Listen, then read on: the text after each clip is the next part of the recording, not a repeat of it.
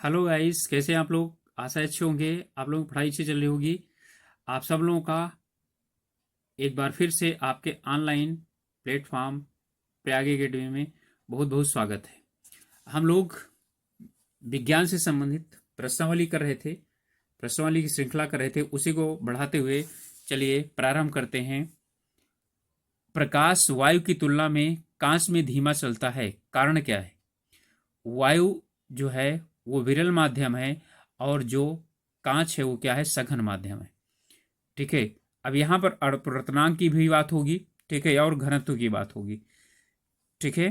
तो यहाँ पर है वायु का अपवर्तनांक कांच के अपवर्तनांक से क्या होता है, कम होता है। ठीक है, तो हमारा उत्तर क्या हो जाएगा, यही हो जाएगा।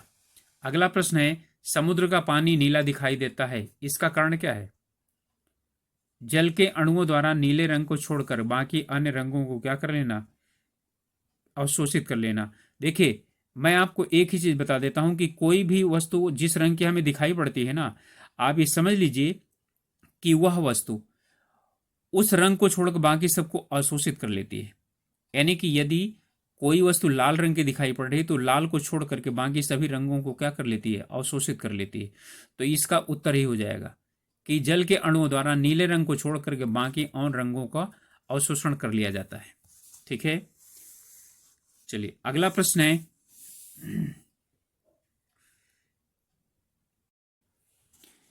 इन कथनों पर विचार कीजिए। साफ आसमान दृश्य प्रकाश के नीले तरंगदैर्घ्य के अल्प प्रकीर्णन के कारण नीला दिखाई पड़ता है।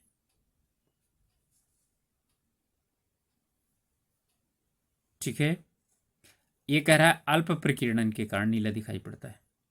वायुमंडल में प्रकाश का लाल भाग नीले प्रकाश की अपेक्षा अधिक प्रकीर्णन प्रदर्शित करता है। लाल भाग अधिक प्रकीर्णन प्रदर्शित करता है, कह रहा है। ठीक है, और कह रहा है कि वायुमंडल की अनुपस्थिति में प्रकाश का प्रकीर्णन नहीं होगा और आकाश काला दिखाई पड़ेगा। हमारे पहले दोनों जो हैं वो गलत हैं। अल्प प्रकीर्णन नहीं, और लाल रंग का प्रकीर्णन क्या होता है, अधिक नहीं होता, सबसे कम होता है। ठीक है, क्लियर। अब ये वाला है कि वायुमंडल नहीं होगा तो प्रकीर्णन नहीं होगा, वायु का यानी प्रकाश का प्रकीर्णन नहीं होगा तो आसमान काला दिखाई पड़ेगा। इसलिए चंद्रमा से देखने पर आसमान काला दिखाई पड़ेगा, अंतरिक्ष से देखने पर हमें आसमान काला दिखाई पड़ता है। ठीक है, यानी कि या तो वायुमंडल ना हो या तो प्रकाश ना हो तो आसमान काला दिखाई पड़ेगा। रात में जब हम देखते हैं आसमान काला दिखाई पड़ता है क्योंकि प्रकाश नहीं होता, तो प्रकीर्णन नहीं होता। ठीक है, तो हमारा उत्तर हो जाएगा 3। तो यहां पर केवल 3 सही है हमारा। ठीक है, अगला है, विकिरण के कण की प्रकृति की पुष्टि किसके द्वारा होती है। विकिरण यानी कि विकिरण एक कण है, इसकी पुष्टि किसके द्वारा होती है। हस्तक्षेप के द्वारा, प्रकाश विद्युत प्रभाव के द्वारा, विवर्तन के द्वारा, या ध्रुवण के द्वारा। यानी कि विकिरण में दोनों पाए जाते हैं, कण की प्रकृति भी पाई जाती है और जो है वो उसमें तरंग की भी प्रकृति भी पाई जाती है। ठीक है, तो यह प्रकाश विद्युत प्रभाव के द्वारा क्या किया जाता है, ठीक है, इसकी पुष्टि की जाती है। जिस सिद्धांत के कारण वृत्तीय धब्बे की रोशनी जिस सिद्धांत के कारण वृत्तीय धब्बे की रोशनी को पेड़ के नीचे से दिन में देख सकते हैं, उसी की तरह यह दृश्य किसके द्वारा बनता है। अब किसके द्वारा बनता है, ठीक है, क्या अवतल लेंस के द्वारा या सूची छिद्र के द्वारा। सूची छिद्र के द्वारा का मतलब बहुत छोटे फोटोग्राफी कैमरे के द्वारा या उत्तल लेंस के द्वारा। तो ये किसके द्वारा बनता है, सूची छिद्र के द्वारा।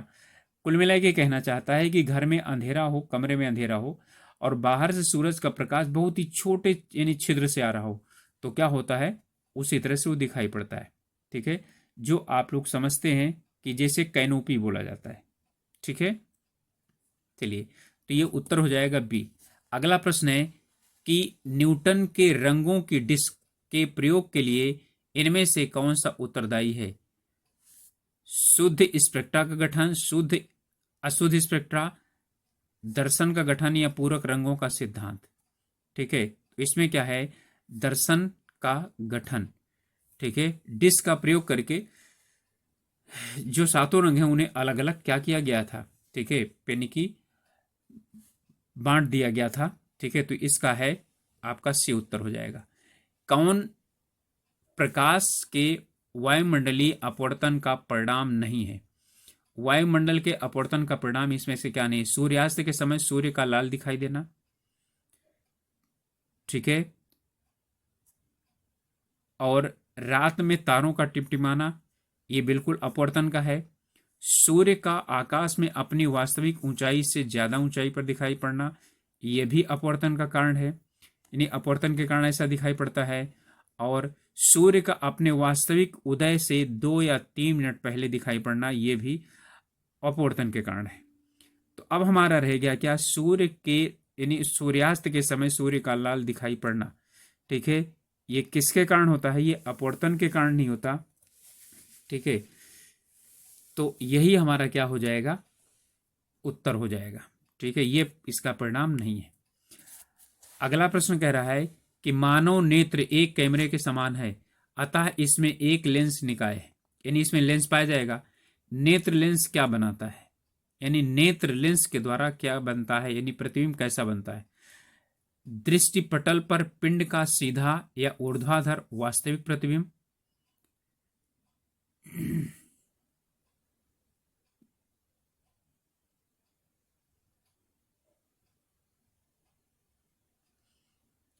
दृष्टि पटल पर पिंड का प्रतिलोम यानी उल्टा आभासी प्रतिबिंब, और सी है दृष्टि पटल पर पिंड का प्रतिलोम और वास्तविक प्रतिबिंब। आइरिस पर पिंड का सीधा या ऊर्ध्वाधर और वास्तविक प्रतिबिंब। आप लोग जानते हैं अच्छी तरीके से कि जो यानी कि नेत्र लेंस है वो क्या बनाता है? दृष्टि पटल पर बनाता है, तो दृष्टि पटल पर बनेगा, इन तीनों में से कोई सा भी होगा।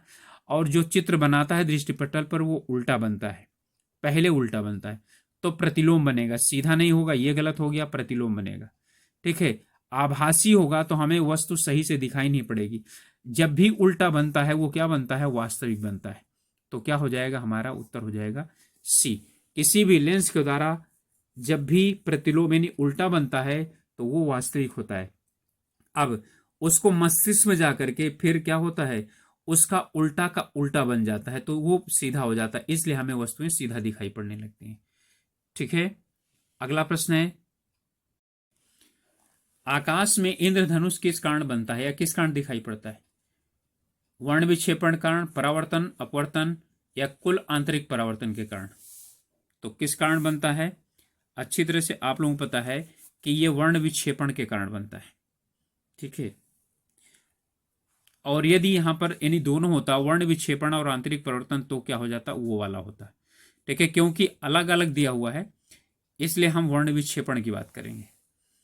जब धूप वर्षा की बूंदों पर गिरती है, यानी वर्षा की बूंदों पर जब धूप गिरती है तो इंद्रधनुष बनता है। इसके लिए निम्नलिखित में से कौन सी भौतिक घटनाएं जिम्मेदार हैं? यही अभी तो ऊपर वाला आया है, ठीक है। तो इसके लिए कौन कौन सी जिम्मेदार हैं?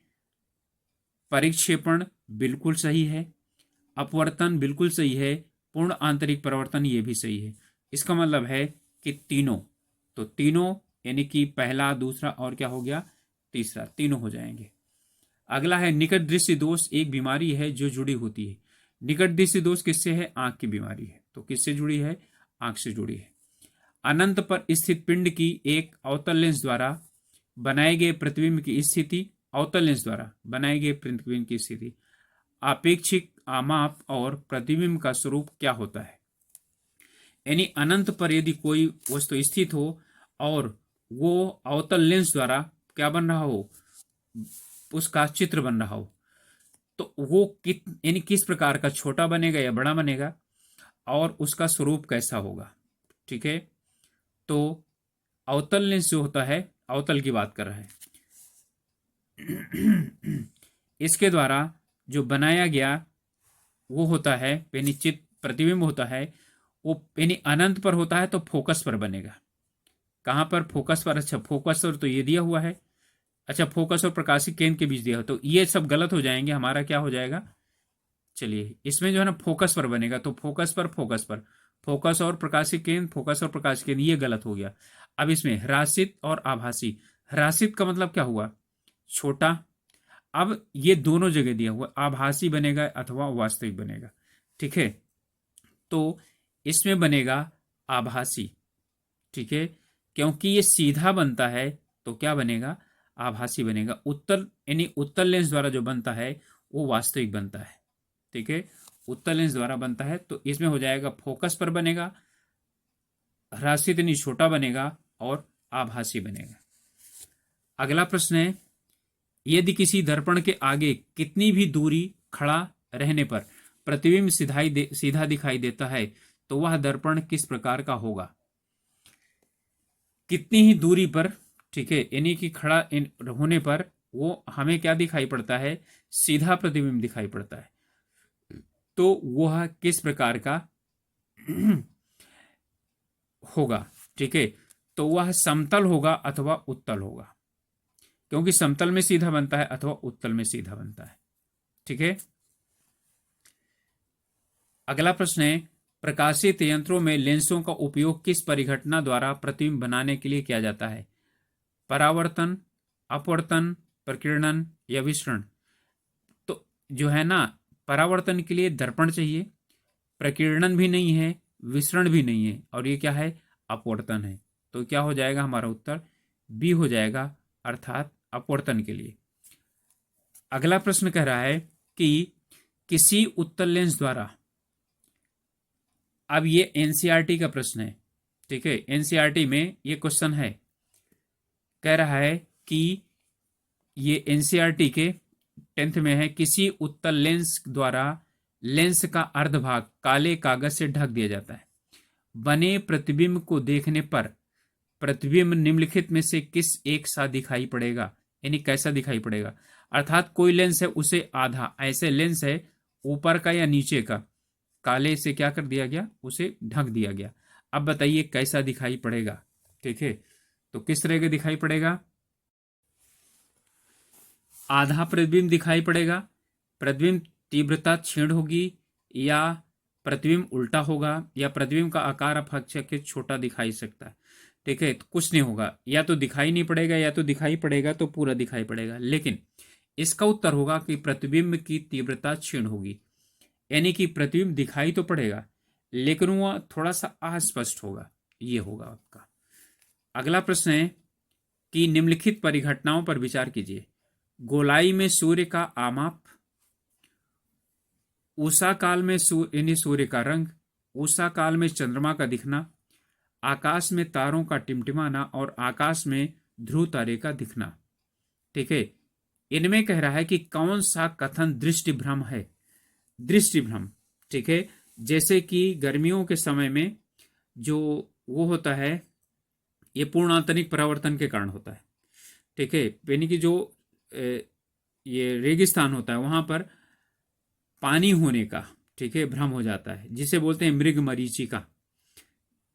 तो इसमें कौन सा जो है, यानी कि कौन कौन सा दृष्टि भ्रम होगा।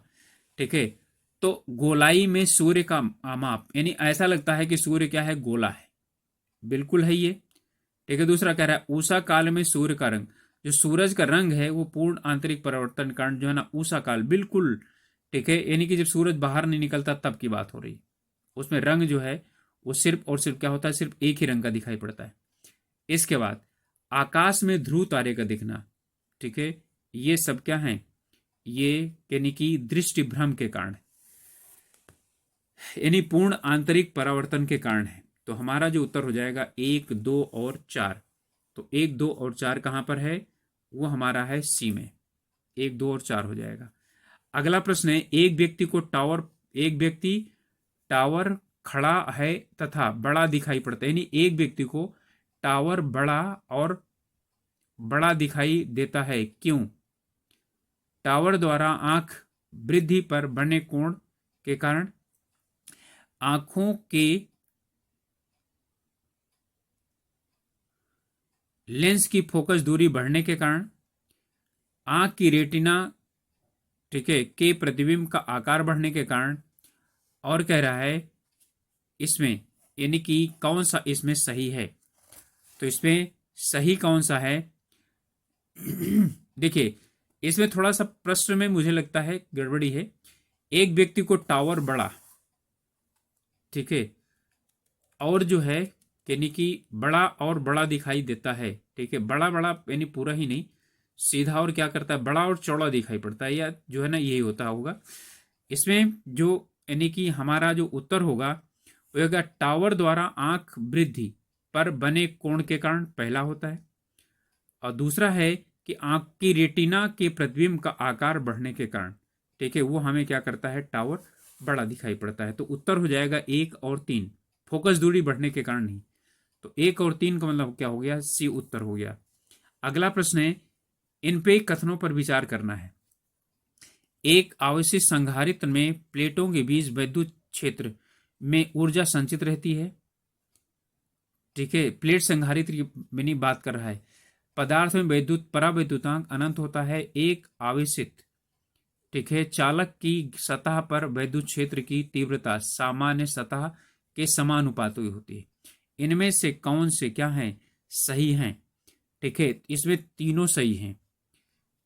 एक आवेशित संधारित्र में प्लेटों के बीच विद्युत क्षेत्र में ऊर्जा संचित रहती है, सही है। पदार्थ का परावैद्युतांक अनंत होता है, ये भी सही है। और एक आवेशित चालक की सतह पर विद्युत क्षेत्र की तीव्रता सामान्य सतह के समानुपाती होती है, ठीक है। इनमें कौन से सत्य हैं, तो इसमें सभी क्या हैं, तीनों सत्य हैं। अगला है, एक समानांतर प्लेट संधारित्र की क्षमता में वृद्धि होता है। यानी संधारित्र की क्षमता में वृद्धि कब होती है, प्लेट की मोटाई कम करने पर, प्लेट की मोटाई बढ़ाने पर, प्लेट के बीच की दूरी कम करने पर। यह वाला सही होगा, प्लेट के बीच की दूरी कम करने पर, प्लेट की दूरी बढ़ा करके। तो कम करेंगे तो क्या हो जाएगा, क्षमता में वृद्धि हो जाएगी। अगला है, किस उपकरण का उपयोग टीवी सेट, कंप्यूटर, रेडियो सेटों में विद्युत आवेश को संचरित करने के लिए किया जाता है। प्रतिरोधक, प्रेरित्र, संधारित्र और चालक। तो इसका किसको करते हैं, संधारित्र का प्रयोग करते हैं, ठीक है। ये संधारित्र का प्रयोग होता है, विद्युत आवेश को संरक्षित करने के लिए किया जाता है, ठीक है। तो स्टूडेंट्स, ये थे हमारे कुछ प्रश्न। मिलेंगे अब नेक्स्ट वीडियो में। आप लोगों से रिक्वेस्ट है कि अभी तक यदि चैनल को आप लोगों ने सब्सक्राइब नहीं किया है तो प्लीज़ सब्सक्राइब कीजिए, अपने ग्रुप्स में शेयर कीजिए, जिससे कि यदि दूसरे लोग भी हम लोगों के साथ मिल करके अपनी तैयारी को कुछ और भी यानी बढ़ाना चाहते हैं तो वो उससे यानी हेल्प ले सकते हैं। तो मिलते हैं अगले वीडियो में, तब तक आप लोग अपना ख्याल रखिए, पढ़ाई कीजिए, स्वास्थ्य का ध्यान रखिए, ठीक है। All the best.